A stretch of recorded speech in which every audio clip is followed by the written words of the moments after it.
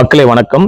இந்த மணிகண்டேஸ்வர ஆலயத்துல வந்துட்டு நான் சொன்னேன் இல்லையா, முன்னாடி வீடியோல நான் சொல்லியிருப்பேன். அதாவது பார்வதி வந்துட்டு பாலாற்றுக்கரை பக்கத்துல ஒரு வில்லு மரத்துக்கு அடியில வந்து மணலால வந்து தன் கையால வந்து லிங்கத்தை வந்து செஞ்சு வந்து அங்க தவம் இருக்கிறாங்க. அப்போ சிவபெருமான் வந்து கைலாயத்துல இருந்து பாலாற்றுக்கு இறங்கி வந்து பார்வதி செட்டு 2 முறை கூப்பிட்டோம்.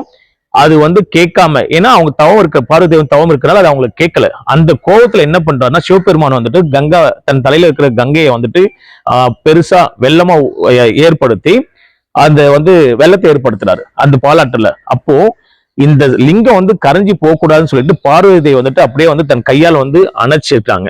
அப்படிப்பட்ட ஒரு புண்ணியமான ஒரு ஸ்தலம். உள்ள வந்து கருவறையில் இருக்கிற லிங்கம் வந்துட்டு மணலால தாங்க இருக்கு.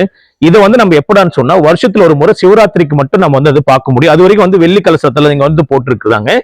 மேல வந்து இந்த கோயிலை பத்தி சிறப்பான விஷயங்கள் வந்துட்டு அடுத்தடுத்த வீடியோல வந்து பார்க்கலாம். நன்றி, வணக்கம்.